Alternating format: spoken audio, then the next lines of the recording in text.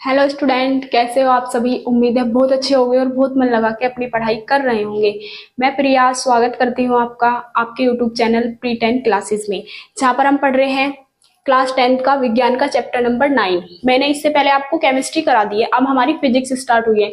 ये फिजिक्स का पहला लेसन है और वैसे 9वां चैप्टर है आपकी बुक में। तो चैप्टर का नाम है प्रकाश परावर्तन एवं अपवर्तन। आज है इसकी पार्ट नंबर 4th वीडियो है। इससे पहले मैंने आपको इस चैप्टर की 3 वीडियो करा दी है। उम्मीद है वे वीडियोस आपने जरूर देख ली होगी, और अगर आपने वे वीडियोस नहीं देखी है तो प्लीज पहले जाके उन वीडियोस को देखिए, तभी आपको आज का पढ़ाया हुआ समझ आएगा। आज हम क्या करने वाले हैं, देखो, दर्पण की फोकस दूरी तथा वक्रता त्रिज्या में संबंध क्या होता है। मैंने आपको कल वाली वीडियो में क्या पढ़ाया था, गोलीय दर्पण से संबंधित मुख्य परिभाषाएं। वहां पे क्या पढ़ाया था, दर्पण का ध्रुव पढ़ाया था, वक्रता केंद्र पढ़ाया था, वक्रता त्रिज्या पढ़ाई थी, फोकस दूरी पढ़ाई थी, मुख्य फोकस पढ़ाया था, मुख्य अक्ष पढ़ाया था, दर्पण का द्वारक पढ़ाया था। तो ये सारी परिभाषा मैंने आपको पढ़ाई थी और सारी परिभाषा चित्र के माध्यम से समझाई थी। तो प्लीज वो वीडियो जाके जरूर देखना। अब हम क्या समझने वाले हैं, दर्पण की फोकस दूरी तथा वक्रता त्रिज्या में संबंध। अच्छा, दर्पण की फोकस दूरी की परिभाषा हमने क्या पढ़ी थी। जैसे कि हम कोई सा भी दर्पण ले लेते हैं, चलो मैंने यहाँ पे ले लिया अवतल दर्पण। अवतल दर्पण के उभरे हुए तल पे कलाई होती है। किस तरह का दर्पण है ये, अवतल दर्पण। अवतल दर्पण, अवतल दर्पण हो गया। ये क्या होती है, इसकी जो रेखा गई थी बिल्कुल सीधी से मुख्य अक्ष बोलते हैं। क्या बोलते हैं, मुख्य अक्ष। यहाँ पे था दर्पण का ध्रुव P। यहाँ पे क्या पढ़ा था, मुख्य फोकस F। यहाँ पे क्या पढ़ा था, दर्पण का वक्रता केंद्र C। ध्यान से देखना इसे। ये जो दूरी थी ये तो क्या थी, वक्रता मतलब फोकस दूरी थी, दर्पण के ध्रुव व फोकस के बीच की दूरी। और दर्पण के वक्रता केंद्र और ध्रुव के बीच की दूरी क्या थी, वक्रता त्रिज्या R। तो ये हमें एक संबंध किसमें निकालना है, F और R में संबंध निकालना है। देखो ये जो होती है ना फोकस दूरी, ये और ये है वक्रता त्रिज्या। इसमें बड़ी क्या है, बड़ी है हमारी वक्रता त्रिज्या, तो यहाँ से यहाँ तक की दूरी, और फोकस दूरी है यहाँ से यहाँ तक की दूरी। तो जो हमारी वक्रता त्रिज्या होती है वो फोकस दूरी की क्या होती है, दोगुनी। क्या होती है, दोगुनी। और ये इसका संबंध है। या फिर हम क्या लिख सकते हैं, दर्पण की जो फोकस दूरी है वो वक्रता त्रिज्या की क्या होती है, आधी। कोई सी भी परिभाषा लिख सकते हैं, लेकिन परिभाषा समझनी आपको चित्र से ही है।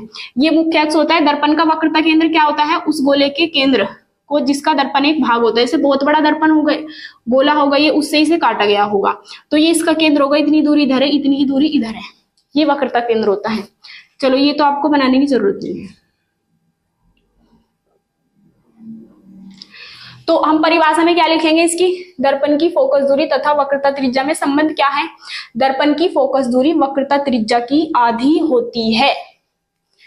परिभाषा में लिखेंगे हम, दर्पण की फोकस दूरी उसकी वक्रता त्रिज्या की आधी होती है। दूसरी परिभाषा भी मैंने आपको बताई है, या तो ये लिख सकते हैं आधी होती है, या फिर क्या लिख सकते हैं कि जो दर्पण की हमारी वक्रता त्रिज्या होती है वो फोकस दूरी की दोगुनी होती है। तो हम इसमें सूत्र से लिखेंगे, अर्थात मैं यही वाला सूत्र बताऊंगी। इसमें दर्पण की जो फोकस दूरी है F, छोटा f लिखना है, यहाँ पे बड़ा f नहीं लिखना है, क्योंकि बड़ा f तो होता है मुख्य फोकस और छोटा f होता है फोकस दूरी। छोटा f लिख लेना, और ये छोटा f हो गया। इसकी वक्रता त्रिज्या क्या होती है, r की आधी। मतलब जब हम वक्रता त्रिज्या को 2 से भाग करेंगे तब जाके हमारी फोकस दूरी आएगी। तो ये इसका सूत्र है, मोस्ट इंपोर्टेंट सूत्र है ये। पेपर में कितनी बार आ चुका है एमसीक्यू में, इसका रूप बदल बदल के। एक ऑप्शन तो ये दे देगा वो, या फिर हम इसे क्या लिख सकते हैं, इसकी गुना इधर लिख देगा, 2f बराबर R, ये भी होता है। तो ये आपको खुद देखना है किस तरीके से। 3 सूत्र तो गलत देगा और 1 सूत्र देगा सही आपको, तो आपको वही पहचानना है। या फिर 3 सूत्र सही दे देगा वो, एक ऐसे दे देगा, एक ऐसे दे देगा, एक और चेंज करके दे देगा इसे, मतलब इधर भी 2 की गुना कर देगा, इधर भी 2 की गुना, यहाँ 4f, तो भी तो यही है। और एक हमें दे देगा गलत और पूछेगा कि कौन सा फोकस दूरी और वक्रता त्रिज्या में संबंध सही नहीं है, तो वो आपको पहचानना है। ये दोनों सूत्र होते हैं इसके। उम्मीदें समझ आ गई होगा। अब आप इसे स्क्रीनशॉट लेके नोट कर सकते हैं।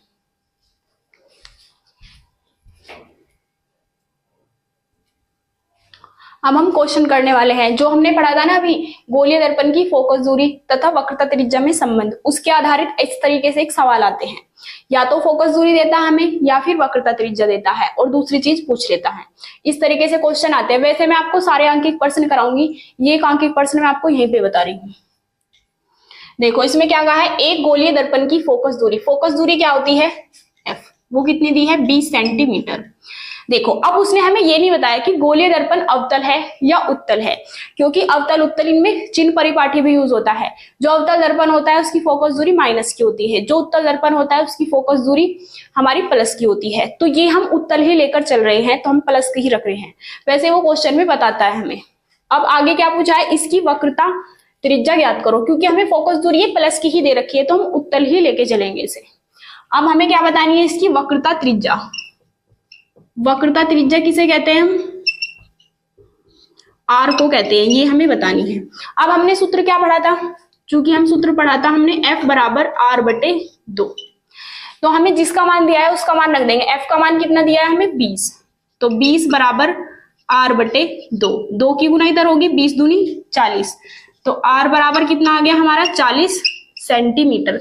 जो इसका मात्रक था फोकस दूरी का, वही मात्रक हम यहाँ पे लिखेंगे। अगर यहाँ मीटर में होता तो यहाँ पे भी हम मीटर में ही लिखते हैं। ये हमारा आंसर आ गया, क्योंकि इसकी डबल होती है, अगर ये 20 है तो इसकी डबल 40 है। अब आगे देखते हैं हम गोलीय दर्पण की फोकस दूरी का सूत्र। देखो दर्पण की फोकस दूरी भी होती है और लेंस की फोकस दूरी भी होती है। क्योंकि अभी हम क्या पढ़ रहे हैं, दर्पण के बारे में पढ़ रहे हैं, तो गोलीय दर्पण की फोकस दूरी का सूत्र आपको याद रखना है। क्या होता है, 1/f बराबर 1/v प्लस 1/u। जो हमारा लेंस होता है उसकी फोकस दूरी में यहाँ बस माइनस आ जाता है, वरना सूत्र सेम ही होता है।